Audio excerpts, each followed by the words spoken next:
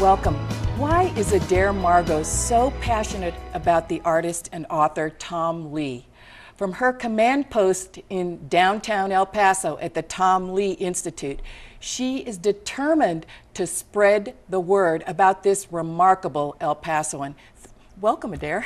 Thank you for having me, Holly. It's very good to have you here. And just to kind of backtrack a little bit from Tom Lee, a very exciting part of your career was that you were the chairman of President Bush's Committee on the Arts and Humanities. Was it for 8 years, actually? That's right, for the entire 8 years. It was a great privilege to serve there. Now, why would they have selected a woman from El Paso for this enormous national position? Well, I think I was prepared to do it, and I happened to meet Laura Bush in 1995 when I did Tom Lee's oral history. She knew I'd chaired the Texas Commission on the Arts. She knew I'd been involved with Mid-America Arts Alliance, and she knew I'd run a gallery, and so they basically asked me what I might like to do in the administration, and that was a good choice for me. I kind of chose it because I could serve and also stay home. Oh, well, that's always a nice combination, definitely. Right. Now, what was it like to work for the President of the United States and the First Lady? I mean, I'm sure everybody wonders what that would be like. Well, you know, they're a wonderful couple to work for, I think primarily because they expect you to do your job. And they gave me very little instruction except to get started, to not hesitate, to jump in there, which I did right away, focusing on something that came very naturally to me, which was international cultural diplomacy. Oh, okay. Being a border girl, you know, to have events in the White House, I started missing Mexico right away. So our priority was Mexico, but the last event we did at the White House, we had Mexico, China, and Egypt there. So it spread to other countries. Wow. Now, what do you mean by cultural diplomacy? Well, I think every country, you know, has their own culture, the things that they enjoy, their music and their dance and their art, and most countries really want to share it. I think especially when it comes to the United States, where we're so open to various cultures. When you come from a country like China with 1,000-year history, it's kind of an area where well, Mexico said it's where we punch at welterweight, our culture. So they want to share it. Right. And so we kind of we functioned in an area which would have been comparable to we don't have a Ministry of Culture in the United States. We're very decentralized, but we functioned as a Ministry of Culture, where we could bring these different countries to events, structure things where they could share their culture, we shared ours, and invite them to White House events. We honored children's programs once a year at the White House. Oh, okay. Can you give us an example of some kind of a tangible result or outcome, or was this just a feel-good exchange kind of thing? No, it wasn't a feel-good. There was exchange. I led the highest level cultural delegation to ever visit China. But we signed agreements with both Mexico and China for specific exchanges. And some of them are still going on. The Library of Congress is very engaged with China now as a result of the work of the President's Committee. Right. And I think anyone who understands diplomacy and how things get done in the world, certainly this kind of a thing is going to widen the highway of communication and goodwill and so forth. Isn't that right? I mean, yeah, it's necessary. You know, when I'll never forget being with the ambassador from Mexico at the White House, and it was during a particularly strident period in immigration discussions. And but he sat there behind me, his phone was ringing, and he says, I'm not going to answer that because where I am right now is about our real relationship. And that is about a desire for our children to do better, about enjoying our lives, providing opportunity for people, and that's what we were celebrating through the arts that day. So it's easy to find common ground with people from the standpoint of when you're talking about arts and culture and that kind of thing, that you do want to share that. So exactly, it's about sharing. I mean, there are many divisive issues, many issues that are tough to come to agreement. So it's kind of nice to be engaged in things that you enjoy to kind of make the way more pleasant. Right, good. Well, why do you think art is important to this country? Because it's not, I know it wasn't only a matter of the cultural issues, but you also did things within this country as well. I mean, isn't art kind of an extraneous thing? It's the thing that's always cut in school budgets and so forth. How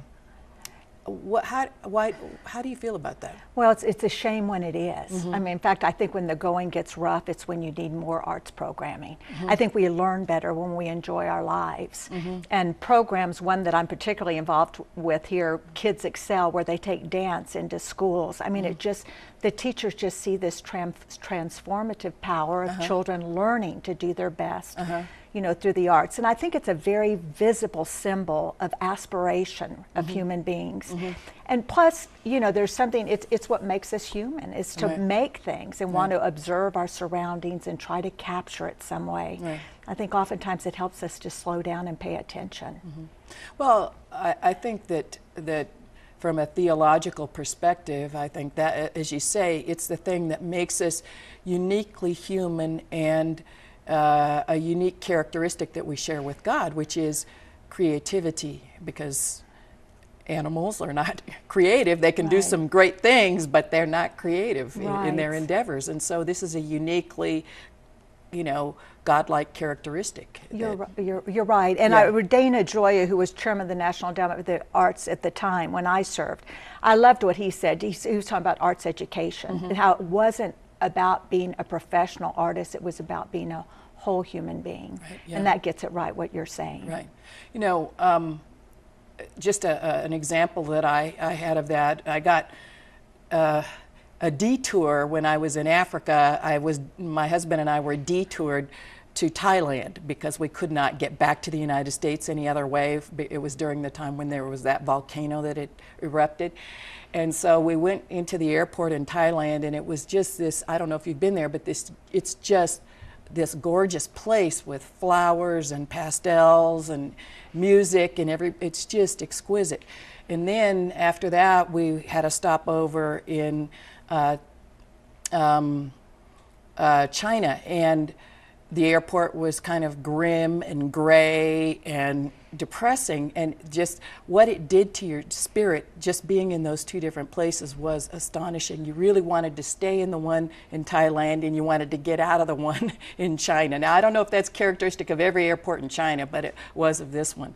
And so I just had an experiential thing happen there related to the importance of beauty in the arts and caring about those things. What about from a Christian perspective? The Christian faith has been integrally related to Western art and Western culture for many, many, many thousands of years. And you studied art history and are familiar with art. What do you think about the influence of Christianity on art? Has that had a stifling influence or an enriching influence? Yeah, of course it had my husband and I just returned from Florence, Italy, and of course, you know, so much of art has been about an expression of one's faith. And it's been very interesting to see through art how like Roman ideas became Christian ideas, you know, the idea of the Good Shepherd, how it became, you know, Christ as a Good Shepherd. Right. And in Mexican art, how Golgotha, you know, the use of the skull became, you know, when it became Christianized. These images, which you would call archetypal images, were, you know, it's visual art is a great way to tell the story, especially when people were illiterate and didn't have books. You know, the story was told through images. Right, and isn't that one of the genesis of stained glass windows, right? Isn't that they actually told a story and told different stories, and then to have the light shining through it is you know, very symbolic of our faith. And what do you think about then in the turn of this? Well, I guess it was around the turn of the century where we went to existentialism and modern art and that sort of thing. and faith wasn't the central component. What do you think happened there, and how has it influenced things? In one paragraph. Well, I think I do think 20th century art does tend to be a lot about the self and the individual. I think you can learn from things like that, but there are always links. And Tom Lee comes into this because he's someone, when you study 20th century art, you might not ever hear about. But he's one of those links to the classic past and Renaissance art, for example. Right. And I think you have these links that where you've kind of, you don't know where you're going to go anymore down the trajectory that you've been going. You have these people that have been there all along, kind of following their own course. And I think most contributions have come through an enlivening of the past. Right, yeah. Well, I know Mark Chagall and Kandinsky are both, you know, echo the biblical roots, but I didn't realize Tom Lee did. How did his art do that? Well, you know, I think Tom, at the end of his life, he says, I'm an avowed painter of the Almighty's majestic handiwork. Wow. And he considered anything he looked at as worthy of portraiture, you know, whether it was a hero's head, a hero's face, or the muscle in the leg of a horse, or a plant, a thirsty plant on the side of Mount Franklin. He said each was waiting for portrait likeness. And I think one thing I learned from Tom Lee was this reverence for life. I don't think I've ever met a man that was so full. He was so quiet and contained, but he was so full of the wonder of life, and he never lost it. Oh, that must have been remarkable to be around. Now, you just have a new endeavor in your life. You have founded the Tom Lee Institute. Can you tell us, obviously you admire the man tremendously, why would you found an institute on his behalf here in El Paso? Well, I kind of saw it coming, you know, towards, I had an art gallery for 25 years. We showed over 400 artists from 12 different countries, and I learned a lot from all of them. But sometimes one person will just stand out. And I realized that with someone like Tom Lee, who was a giant of the 20th century, the Pulitzer-winning biographer of LBJ, Robert Caro, said Tom Lee was an unsung genius of our time who made it purely on the quality of his work. And I realized if I didn't look after him and his legacy, that someone like that could be lost. No. He always stayed in El Paso. He lived on the east side of our mountain. He has not, although he was a painter as well as a writer. He was on the bestseller list with Hemingway and Steinbeck. We know Hemingway and Steinbeck, but nowhere is Tom Lee integrated into curricula. And I've started thinking about, how does that happen? How are people integrated into curricula? So anyway, that's one thing we're taken on, is to try to share him more widely, because there's so much nourishment to him.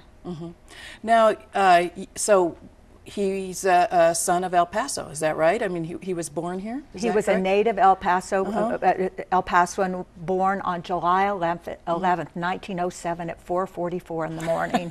His father said he'd be lucky at craps, but but anyway, he's a native of El Paso, and I think a community benefits from holding someone like him up. You think of Hemingway and Paploma, and you think of, you know, and usually these people who wandered the world, people who will claim them. Well, Tom Lee stayed here. He traveled the world, but he always remained home, except that he went off to study at the Art Institute of Chicago. So you're making the case that El Paso really needs to embrace Tom Lee, and in doing so, will all be enriched and benefited and benefit the world, basically. I think so. And one thing about Tom Lee, there is, as I said, a lot of 20th century art is about self-expression. It's about inventing your own world. And I thought Tom Lee soared high. He was on the bestseller list with Hemingway and Steinbeck. He was in 12 issues of Life magazine for his work with World War II. He soared over Mount Franklin. But it was never look at me, look at me, look at me. It was always look at you, look at you, look at you. And so his work always pointed beyond itself. And so it points to things that we can all see and do and experience in this marvelous life. Well, it sounds like he's kind of a rare individual of contemporary life, in that he understood the eternal value of things and how to focus people that direction, unlike so many of the celebrities and people who are in the arts now, who are, it is all about me. Right, So, and it's so big. I think we get confused because it's so big when you're in front of a camera, Right. and you're ubiquitous, you're everywhere. And I think we want our lives to matter, so we tend to look to examples, and you Right. look to visible examples. right. And sometimes the most visible are not worth emulating, or Right. if you do emulate, Yeah. you know, you'll end up with a broken and disappointed life. Right, yeah. And he is one person. I've never met an artist with such great talent whose talent did not consume those around him. It enriched those around him. So he was a generous man on a personal level, and a remained good married to human the being. same wife. In fact, we have his archive, and I find these drawings that he did for his wife Sarah for her needlepoint. These designs neat. that she did. So he was someone who was very considerate of others, and was raised. My great grandfather baptized him when he was 8 years old, but he was in the Baptist church. But he was. He was raised to be a good human being. Wonderful.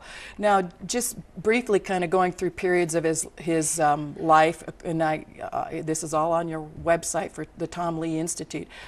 He was a war correspondent. Can you tell us briefly about that? And did for Time Life, I think it was? He was for Life. Yeah. In fact, a woman who's coming to speak during Tom Lee Month is doing a biography of the editor-in-chief of Life magazine, Dan Longwell. He was hired as an artist correspondent for Life, and for 4 years he traveled over 100,000 miles during World War II, documenting Allied and U.S. Troops at war. Yeah. Now, one of the famous images, and we'll put it up for our audience, is the 2,000-yard stare. Can you tell us a little bit about that painting? Well, the painting, his last tour was on Peleliu. And if you watch the South Pacific on HBO, I mean, it was a deadly, deadly battle. He was a civilian. He was not military. He was not armed with a rifle. He had a K-bar knife and a sketch pad. But he landed on the shores of Peleliu with the 7th Marines. That's one of the paintings that came out of that. He would do sketches and then come back to a studio in El Paso. And this is something that kind of separates him from, I think, a lot of 20th century life. I read his quotes about coming back from war and not being able to rest until he documented what others experienced, that painting being one of them. But, I compared it to New York manifestos, where artists said it's not our responsibility to show the world the way others see it, but the way we see it. Yeah, very different Very approach. different approach, exactly. Now, he's not really known outside of Texas, but and he documented a number of wonderful things in Texas, and another famous painting is the Rio Grande. Right.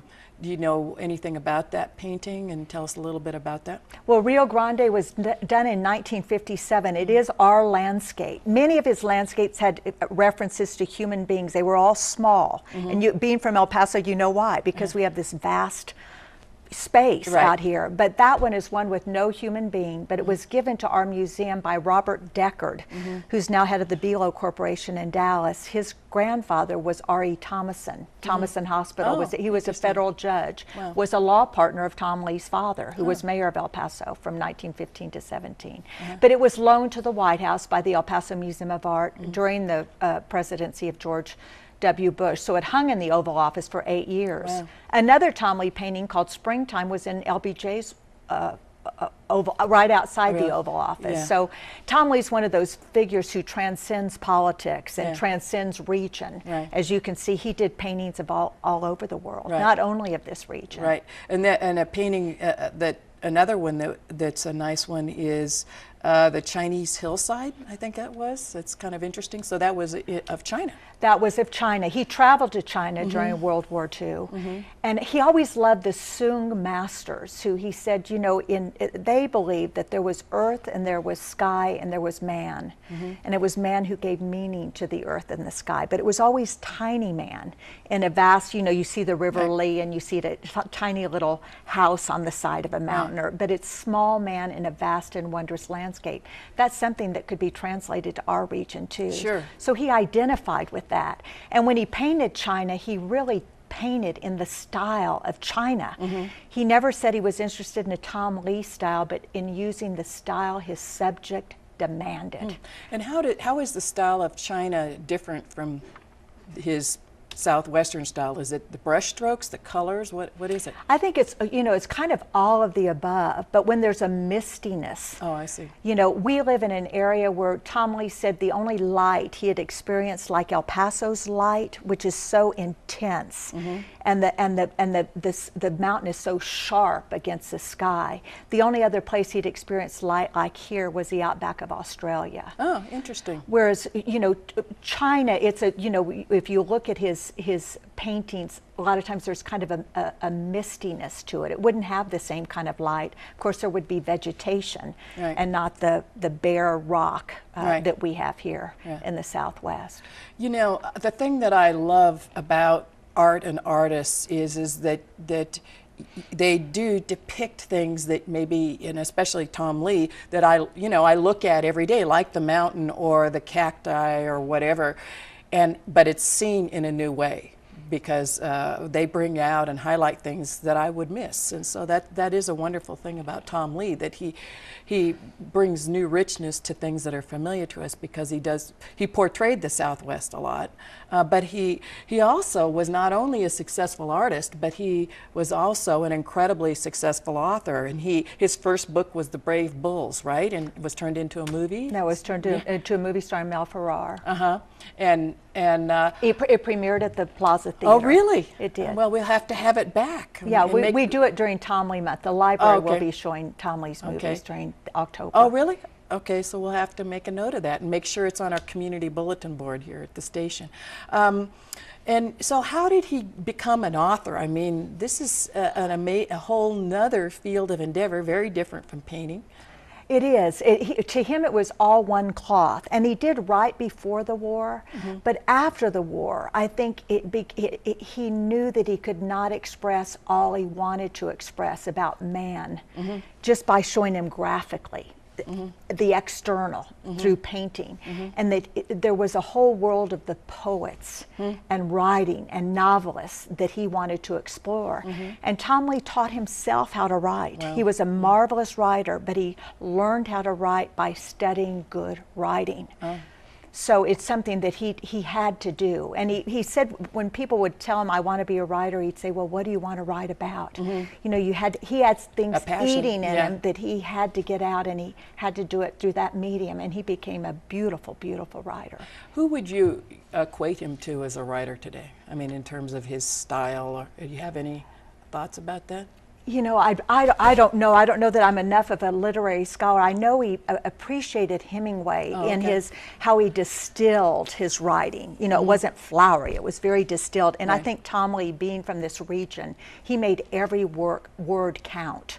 There wasn't a lot of superfluous words. He always said he used adjectives as if they cost $500 a piece. That's a wonderful approach to take, because a lot of particularly beginning or new writers, I wouldn't call him a beginning writer, but new writers tend to overdo things like that. So yeah, we can worry a lot about style, and I think Tom always used the style his subject demanded, and so his style changed. Just like he illustrated his books too. So when he was writing his novels, he also illustrated them, and you'll see vast differences in The Brave Bulls, where it's very stylized, beautifully controlled illustrations like bullfighting is, and then the illustrations from his second novel, which was The Wonderful Country, which is almost staccato. I mean, it's like the dust blowing in the wind out here in the Southwest. Oh, wow. You get a visual image of how it is. And he wrote, what, 4 or 5 novels?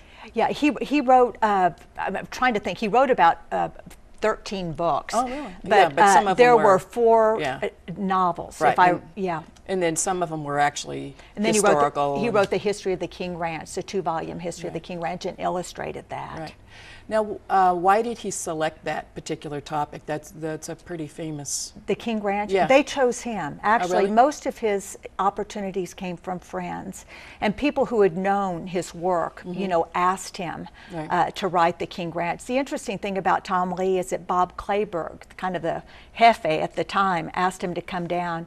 They wanted him to write a centennial a publication about the ranch. He got into the story.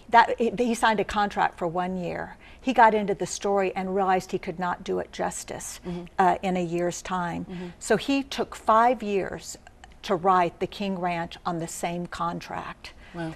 So he was being subsidized. He'd written 2 best-selling novels, so he had income coming in, but they never changed the contract. So for 5 years, he did 5 years worth of work on a 1-year contract just to do good work. And it's a classic today. And again, so that just shows his values were about doing the right thing, doing it well, not about what he was getting paid or how he was, you know, being acknowledged and that sort of thing. So why do you think he has never been acknowledged, like, you know, on a national and international scale in the way that you think he should have been? Well, why is that? You look back at press, and he was. After World War II, David McCullough, I met all these people in Washington. He said Tom Lee introduced him to the Romance of the West. You know, David McCullough is a very well-known writer about Washington, all those people. So I think he was, but I think when you don't move to a center where decisions are made, or a center where critics are. That's why artists move there. It's for like New York, attention. It's for attention. Right. And he wanted to live his life out here. So I just think with time, and most of his artwork was never placed in public view. It was placed in the homes of his friends as a personal conversation between him and his friends. So none of his activity was really, the most visible was his novels, which gave him more fame than his paintings did. Oh, really? I didn't realize that. His novels, since he was on the bestseller list. Now, he just very quickly, he has a very famous mural here in El Paso, right? Where is that? He does. He has a couple, actually, but his 1938 Paso the North mural that's in our federal courthouse, he competed nationally. That was done as part of the tail end of the WPA, when artists competed for public spaces, post offices, and federal courthouses, and he won it. It's a wonderful mural of the giants of El Paso history. Our founding cultures of the indigenous, the Spanish, the Mexican, and the Anglo. Wow. Well, once again, we're out of time, but I have a new appreciation for Tom Lee, and I thank you so much for being here, Adair. And I know that we're all going to be enriched, and we all need to go to your website for the Tom Lee Institute, and be on the lookout for your events that you're going to be hosting. In all of October, Right. and most of them are free. Our keynote speaker is going to be General Batard and Heidi Brown, focused on the military at the Plaza Theater. So watch out for all the activities. We will look for it. And so how about you? Please join in the conversation on the social media. Thank you so much for watching.